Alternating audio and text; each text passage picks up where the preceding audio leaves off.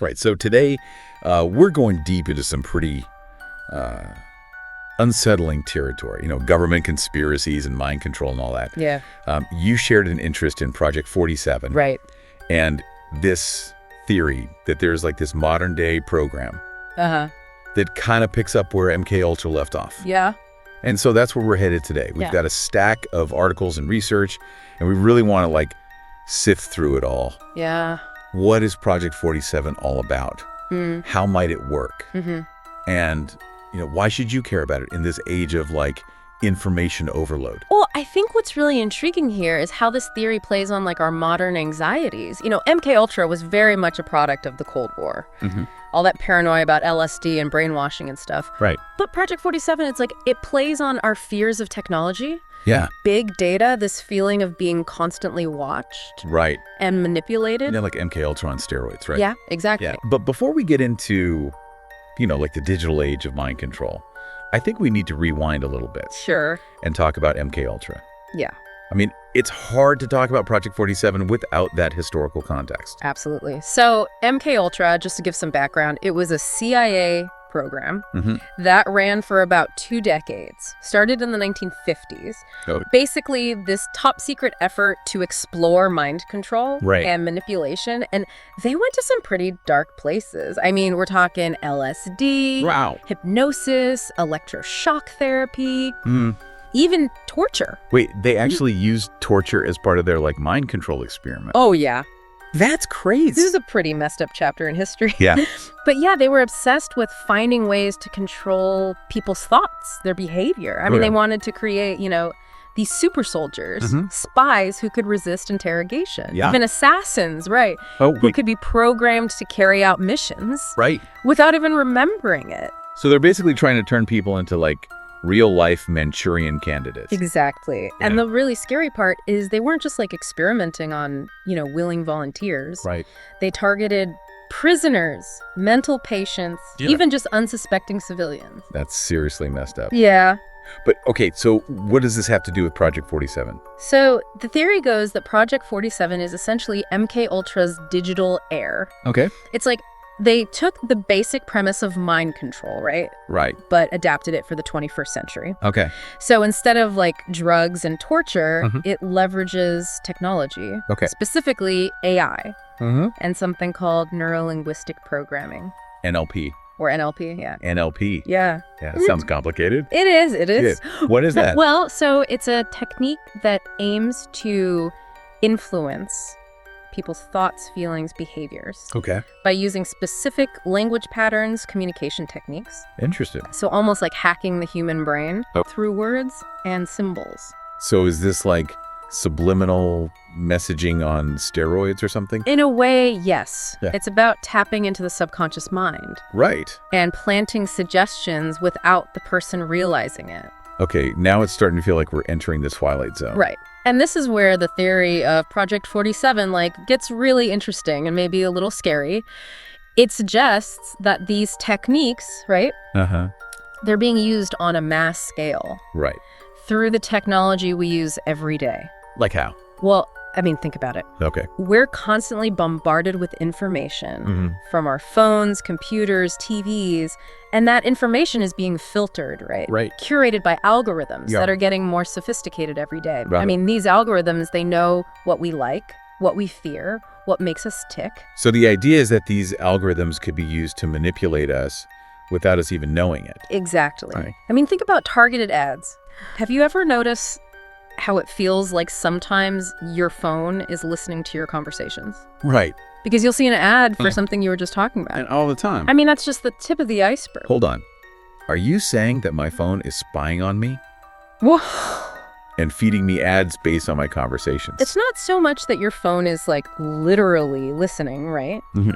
It's more about the vast amount of data that these companies are collecting about our online behavior. I mean, that data is used to create these incredibly detailed profiles, right?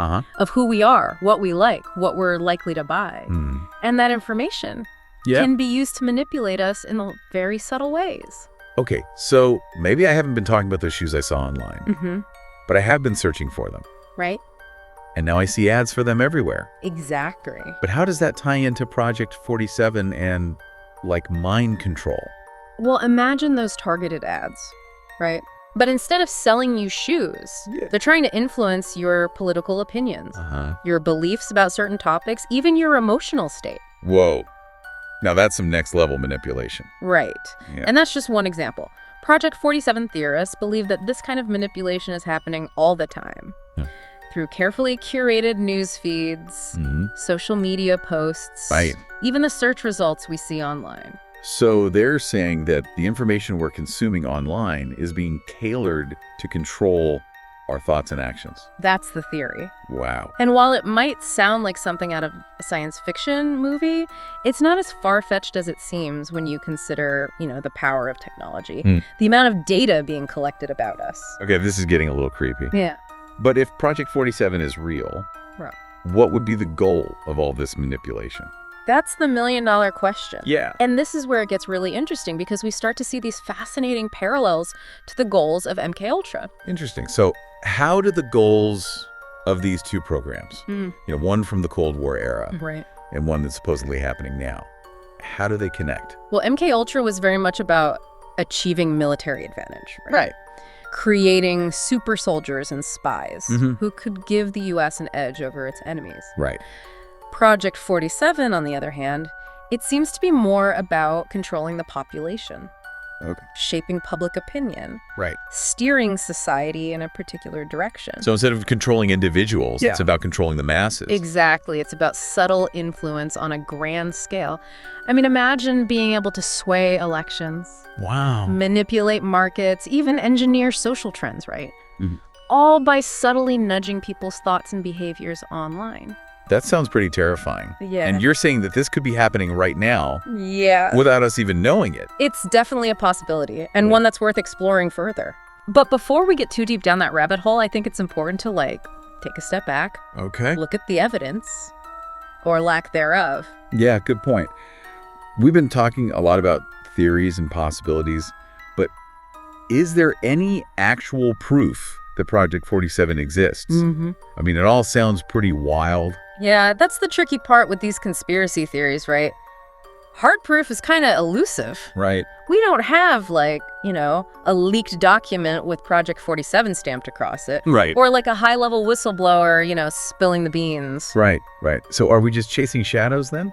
What? Is this whole Project 47 thing just a bunch of paranoia and internet rumors? Not necessarily. Yeah. I mean, absence of evidence isn't always evidence of absences, right? Especially when you're dealing with something that would be highly classified, if it did exist. Right. I mean, remember, MKUltra was kept under wraps for decades. It's true, yeah. I mean, it wasn't until the 70s that the public even got wind of it. And even then, a lot of the details, remain shrouded in secrecy. That's true. I mean, governments have a history of keeping secrets, right? Yeah. Especially when it comes to programs that might be ethically questionable or politically sensitive. Exactly. And that's why I think it's important to approach this topic with, a healthy dose of skepticism, but also an open mind. We can't just blindly accept, every wild theory that pops up online. Right. But we also can't dismiss things outright just because there's no official confirmation evidence. Okay, but even if we entertain the possibility that Project 47 is real, how would something like that even work? Right. I mean, how could they actually control people's minds through technology? Well, let's go back to what we were talking about earlier with AI and neuro-linguistic programming. Okay. The idea is that these technologies can be used to subtly influence our thoughts, feelings, and behaviors by tapping into our subconscious biases and exploiting the way our brains process information. Okay, but give me a concrete example. Sure. How could they actually use AI to manipulate someone? Okay, so imagine this. You're scrolling through your social media feed. Okay. And you see a news article about a political candidate that you don't particularly like. Okay. The headline is crafted in a way that triggers an emotional response, maybe anger or disgust. Right. The article itself might contain subtle distortions or half-truths Right. designed to reinforce your negative opinion of this candidate. So it's like propaganda. Yeah. But more personalized and targeted. Exactly, and it's all powered by AI algorithms that are constantly learning about your preferences, your biases, and your emotional triggers. Okay, and how does NLP factor into this? So NLP is about using language patterns and communication techniques to influence people's thoughts and behaviors. Okay. Think about the way politicians use certain words or phrases to evoke specific emotions. Right. Or frame an issue in a particular light. That's a basic form of NLP. Okay, I'm starting to see how this could work. Yeah. But wouldn't people notice that they're being manipulated? Right. Wouldn't it be too obvious? That's the genius of it. The manipulation is often so subtle that we don't even realize it's happening. Right. It's like this drip, drip, drip of information that slowly shapes our perceptions and beliefs over time. And because it's happening online, it's easy to dismiss it as just like part of the digital landscape. Right. We're so used to being bombarded with information that we become numb to the possibility that some of it might be intentionally designed to manipulate us. Precisely, and that's what makes Project 47, or the idea of it, so unsettling. It plays on our deepest fears about technology control and the erosion of free will. Okay, but let's get back to the practicalities for a moment. Sure. If someone or some organization is really trying to control the population through technology, wouldn't they need access to a massive amount of data? Oh, absolutely. They would need to know everything about us. Right. Our likes and dislikes, our fears and aspirations, our political leanings, our shopping habits, our online activity. Wow. Basically, they would need to build like a comprehensive digital profile Right. of every single person they want to influence. And how would they get that kind of data? Right. I mean, that's a lot of information to collect and process. Think about all the data you generate every day just by using your phone and your computer. Every website you visit, every search you make, every email you send, every purchase you make online. Right. It's all being tracked and recorded. So you're saying that the data is already out there. Yeah. It's just a matter of someone collecting it and using it for their own purposes. Exactly. And the scary part is it's not just governments that are collecting this data. Right. It's corporations, social media platforms, marketing companies, pretty much anyone who has a vested interest in understanding human behavior. Okay, now it's starting to feel like we're living in like a real-life surveillance state. Yeah. Where our every move is being tracked and analyzed. It's not that far off, to be honest. Right. And that's why the idea of Project 47 is so compelling. Yeah. Even if there's no concrete proof that it exists, Right. it taps into a very real anxiety about the power of technology and the potential for it to be used for nefarious purposes. So I know we've been diving deep into the dark side of technology and the potential for mind control. Right. But I'm curious, are there any positive applications for these same technologies? Could AI and NLP be used for good? That's a good question.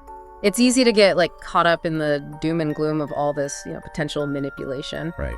But there's got to be a flip side to this, right? Oh, absolutely. Like any tool, AI and NLP can be used for good or bad. Right. It really just depends on the intention behind it.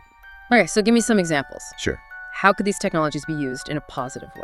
Well, in the field of mental health, for example, AI-powered chatbots are being used to provide support and therapy to people who might not have access to traditional mental health services. That's interesting. So instead of like a human therapist, you're talking to a chatbot. Yeah. Does that really work? Well, it's not meant to replace human interaction entirely, Okay. but it can be a really valuable tool, for providing early intervention. Coping mechanisms and just like a sense of connection. Right. Some studies have shown that these chatbots can be quite effective in reducing symptoms of anxiety and depression. Wow, that's pretty amazing. What about NLP? Yeah. How can that be used for good? So NLP techniques can be used in education and personal development Right. to help people overcome limiting beliefs, improve communication skills, and achieve their goals. Interesting. It's really about understanding how language shapes our thoughts and behaviors, Right. and using that knowledge to create positive change.